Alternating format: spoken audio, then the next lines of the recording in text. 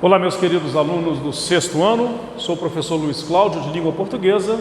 Estamos aqui de volta para mais uma videoaula, hoje fazendo a correção dos exercícios do nosso módulo 10, o relato de uma crônica de jornal. Vocês leram o texto que está na página 95, é o texto intitulado Inapetência, da Nina Horta. Fizeram as atividades propostas e agora vamos fazer a correção com os devidos comentários. Eu quero salientar a vocês o seguinte: se porventura vocês não entenderem alguma coisa que o professor explicar, é lógico que eu vou dar, principalmente das questões de interpretação, algumas sugestões de resposta, tá? Se porventura vocês não entenderem, se ficar alguma dúvida, anotem essa dúvida, ok? Nós vamos durante a semana fazer algumas lives e durante essas lives vocês retomam essas dúvidas. Tá? Não fiquem com dúvida, anotem que o professor vai retomar aquilo que não ficar bem entendido. Página 96, atividade número 1. Explique por que podemos classificar a crônica de Nina Horta como relato. Podemos classificá-la como relato porque é um texto narrativo que conta fatos acontecidos na família da autora. Então, duas coisas, tá? É um texto narrativo que conta fatos ocorridos na família da autora, ok? Por isso ela pode ser considerada como um relato. Número 2. Ao estudar os elementos da narrativa ficcional do módulo 7, você aprendeu que não se deve confundir o narrador com o autor. Em relação à crônica Inapetência, essa distinção é válida? Explique. A distinção, nesse caso, não é válida. Como se trata de um relato verídico, a narradora é a própria autora do texto.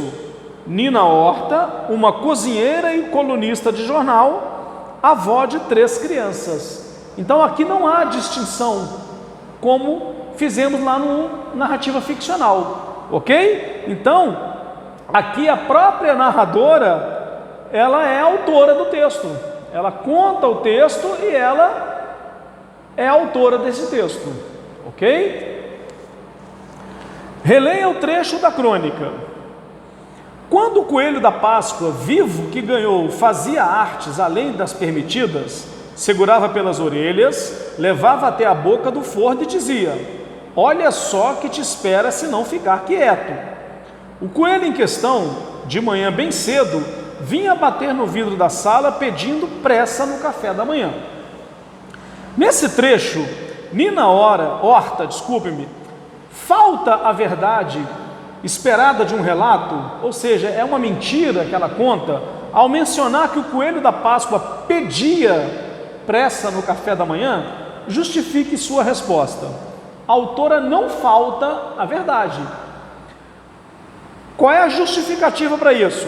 Ela não atribui características fantásticas, humanas ao coelho, o fato do coelho pedir, né? Que é uma característica humana, tratando-o como uma pessoa.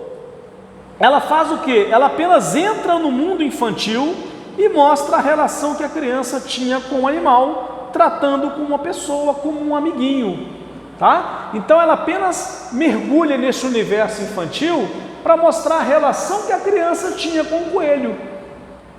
Quantos de nós, né, já não conversou com o cachorro, com o gato em casa, mudou o tom de voz para responder? É normal. Então ela quis apenas mostrar essa relação da criança com o animal, ok?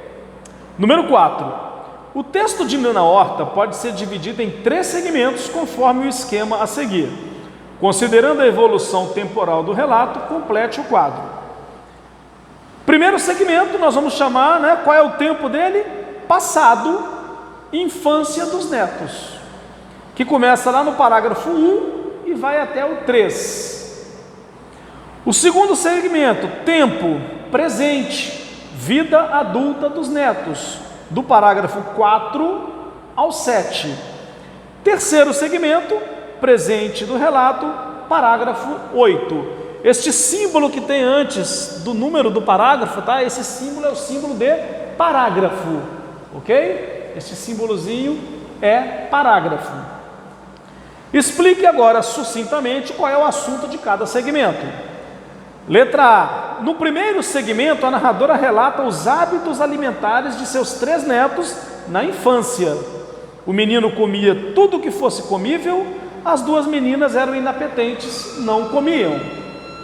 Ó, tocou o sinal, mas não é para sair para o recreio. Permaneçam aí assistindo ao vídeo. Recreio daqui a pouco. Letra B, segundo segmento. No segundo segmento, a narradora explica como seus netos mudaram a relação com a alimentação, tornando-se muito saudáveis e comendo de tudo. E o terceiro segmento?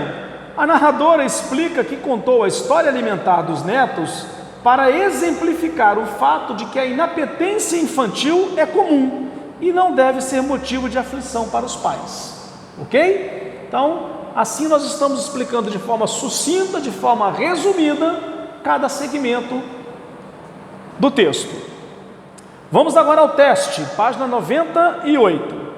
Um dos processos de formação de palavras novas consiste em acrescentar uma partícula chamada prefixo no início de uma palavra já existente. Prefixo, pré é aquilo que vem antes. Então é algo que eu coloco antes da palavra. Foi assim que se criou o substantivo inapetência, título do relato de Nina Horta. In é um prefixo que diz negação, apetência, vontade de comer. Formou-se a palavra inapetência, não vontade de comer, falta de vontade de comer. Assinale a alternativa em que as 3 palavras se formam pelo acréscimo do prefixo de negação in. Letra B. Incomível, aquilo que não é comível, que não se pode comer. Invencível, aquilo que não se pode vencer. Infeliz, aquilo que não é, ou aquele que não é feliz. Letra B.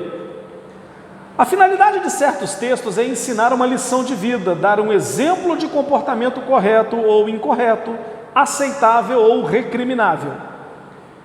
É o caso das fábulas, que terminam com uma moral da história, e dos ditados populares, textos que geralmente possuem só uma frase e traduzem um ensinamento. A crônica inapetência finaliza o relato com uma espécie de moral da história. Assinale o ditado popular que melhor traduz a mensagem explicitada no último parágrafo da crônica. Voltemos lá ao último parágrafo da crônica, na página 95, e ele diz o seguinte: e o que vocês todos têm a ver com isso? É só um consolo para os pais aflitos. Esqueçam, calma, é assim mesmo. As crianças enjoadas estão só pensando no que vão comer um dia até fartar. Vão aprender e gostar muito daquelas coisas que nós enfiávamos nas goelas deles em colheres aviãozinhos. Juro. Então, qual é o ditado popular que melhor traduz a mensagem do último parágrafo? Letra B. Nada como um dia após o outro. Ou seja, os dias vão se sucedendo e as coisas vão mudando, as crianças vão aprendendo a gostar de comer coisas saudáveis e esses hábitos vão melhorando. Nada como um dia após o outro. Por fim, nós temos o em casa, que está na página 99, tá? Este em casa eu vou deixar para corrigir com vocês na nossa próxima live, tá? Porque ele requer um pouquinho mais de explicação, um pouquinho mais de interação, tá? Então, para a gente não ficar apenas lendo a resposta aqui, este em casa nós vamos corrigir na live, tá? Porque o professor precisa entrar um pouco mais em detalhes com vocês, ok? Então, a primeira live que nós entrarmos com o 6º ano, nós faremos a correção dessa atividade em casa das páginas 99 e 100, ok? Muito obrigado pela atenção de vocês, mais uma vez, fiquem com Deus e até a próxima aula. Tchau, tchau, pessoal!